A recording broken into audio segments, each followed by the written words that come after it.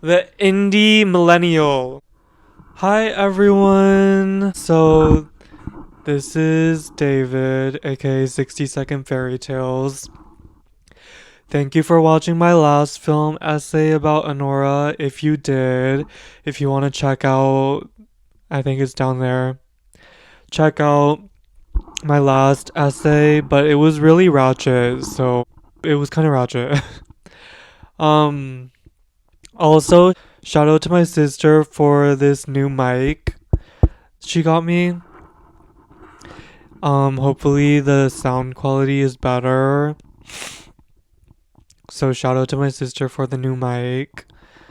So today I just wanted to talk about 500 Days of Summer.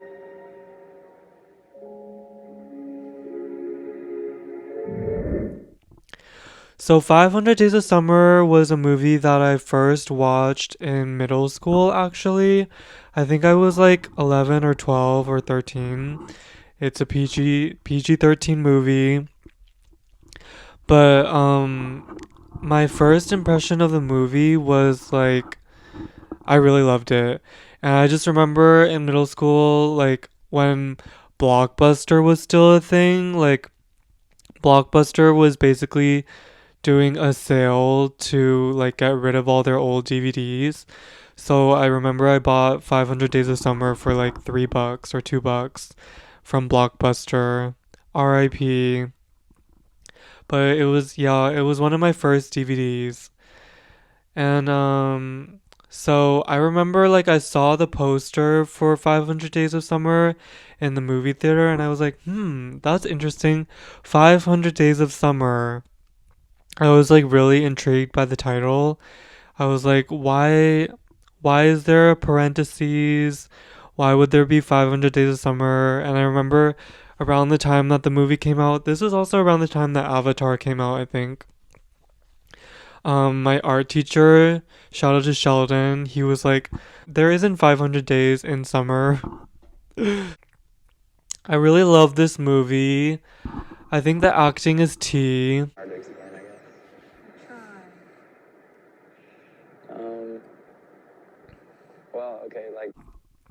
The acting is very T.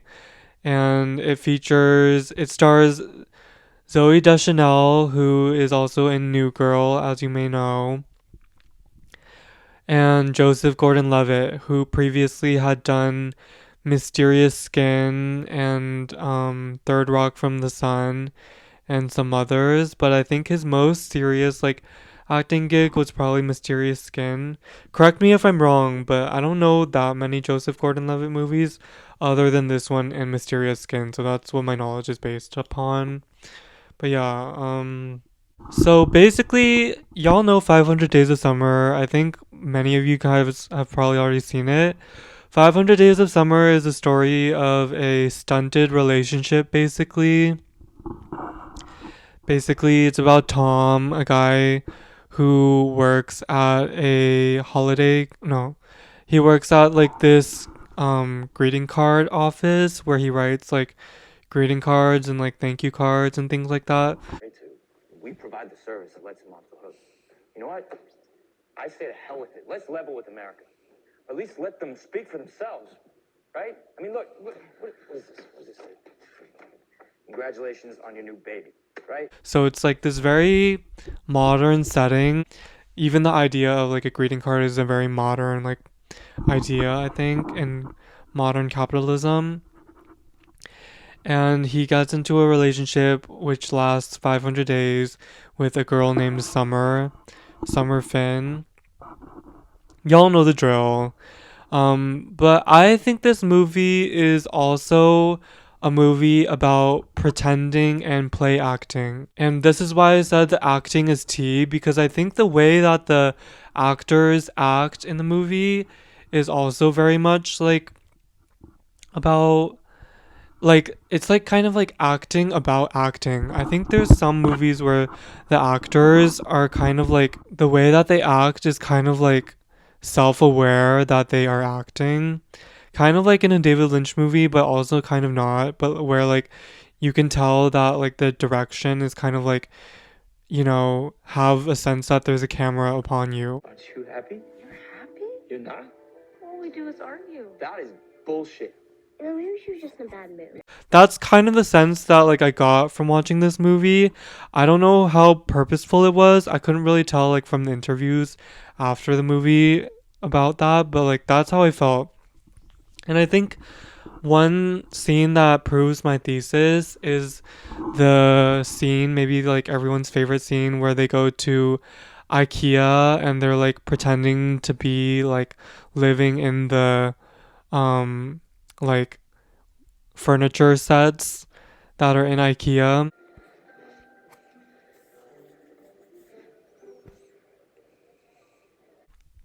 They're pretending that they are actually living there, and they're like pretending like, "Oh, I'm making dinner here." Like, "Oh, I'm eating dinner here." "Oh, there's like an Asian person in our bedroom." So, yeah, I think like that scene where they're early on in their relationship where they're like play acting like playing house basically really introduces the sense of play and like pretending. And I think that's like a common theme in this movie. Like, what parts of a relationship are like play, and where do you introduce like pretending, and how does like pretending eventually like develop into like real feelings and like real relationship tease? So, yeah. Um, yeah, I think this is like a very postmodern trope too. This is a very postmodern movie. I'm always talking about postmodern teas, but like I think it really asks the question of what is reality and what is a simulation. We are all living in a simulation, but especially this movie asks like what is reality and what is a simulation. This is also featured in the part of the movie where like there's talking about the part of the movie where it juxtaposes reality and expectation in the engagement party scene, reality versus expectation, and also, like the movie where he falls asleep in the movie theater and there's like the movie that's like playing in his dreams. That's also kind of like what's a simulation and what's reality. And I think especially Deschanel, especially Zoe Deschanel's acting as T, because like I think her acting especially teeters on the precipice of fake and real,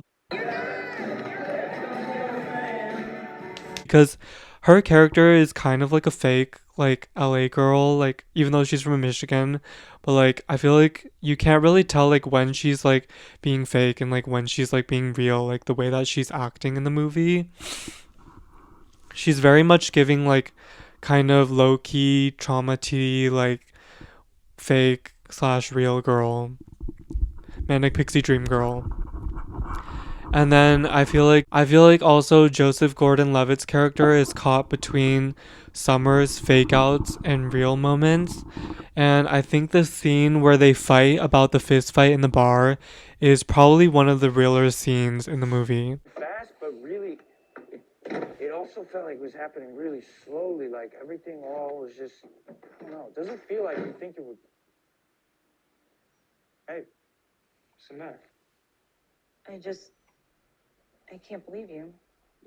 So the way the movie is framed, it begins with the younger sister Rachel biking in from the beginning, and it sort of starts out with this like this how do you say that, Deus ex machina framing. It starts out like in the middle of the story, kind of like in day 100 something or like 200 something. So it kind of like starts in the middle of the action of the story. The way the movie is framed is as like jump cuts throughout time.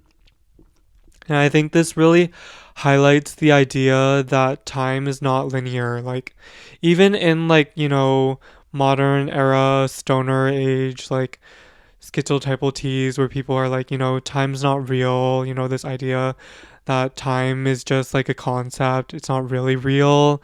I think that's like what the way that this movie is framed kind of explores this idea. And I think especially like even in real life teas, like even in real life, like when you're reflecting on a love story or like a relationship, it's not always necessarily linear, especially post breakup. I feel like the way that like you think about a relationship is like not necessarily linear, and like maybe like you think about the time when you first met or the time that you broke up or like any other time like sprinkled throughout the relationship. You're always like thinking like how could this have been has been how could this I don't even know English. How could this have been different? How could this has been different? How could this have been different? I don't even know. Both sound weird to me. Okay. Moving on. The settings in the movie. So, like, you got the diner in the beginning, slash in the middle, the bar, the indie movie theater, the train, the office building. It's all very, like, hip and, like, indie millennial vibes. And I feel like it's all, like, very much geared towards, like, the the indie millennial.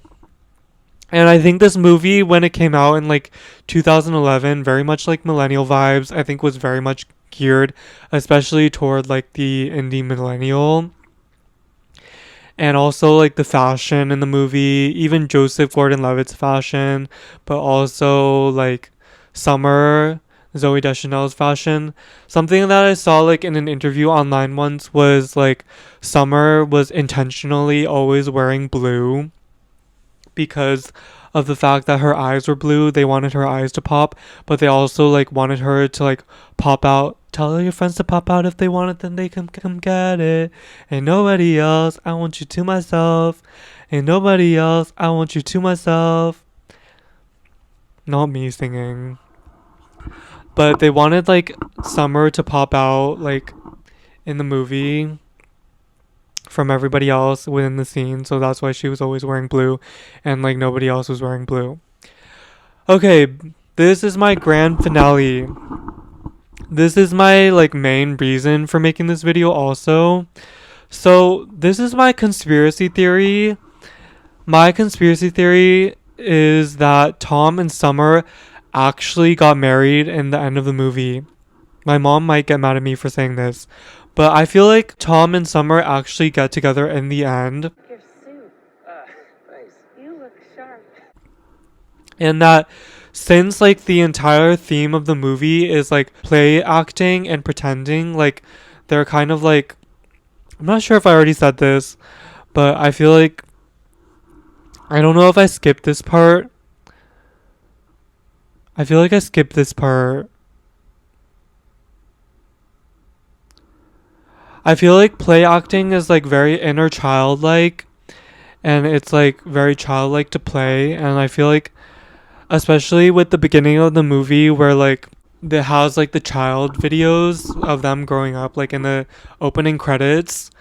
I feel like the theme is that they're really two children just like pretending to be in a relationship, and they're trying to figure out like how to be adults, adulting.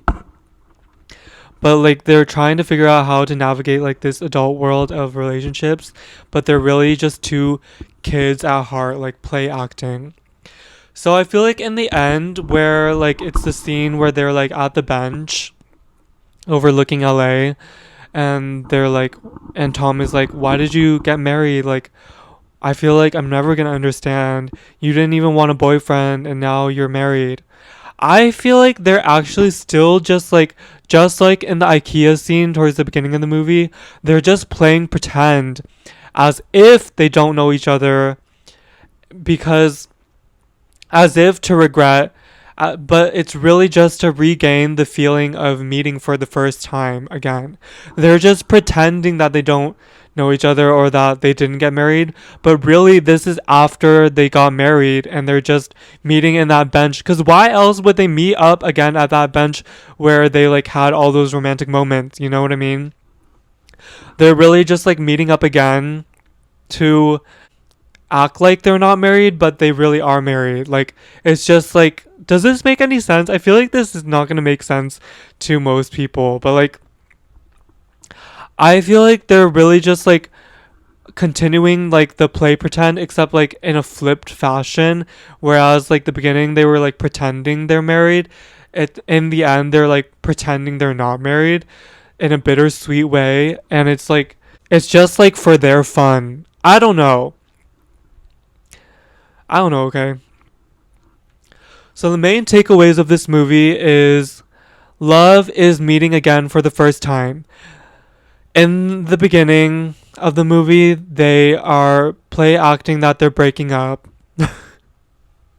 And then this is really just my tea because like I refuse to believe that I broke up with my ex. But in the end, they're just pretending again that they're meeting again. But they didn't really get married, but they did get married. Takeaway 2.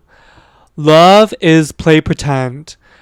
To be in love is to continually be playing, to continually be pretending, to continually having the sense of play and pretend in your relationship. Not saying that every relationship is, or like throughout a relationship is that like pretending. Obviously, there needs to be like giving some realness in a relationship, but yeah.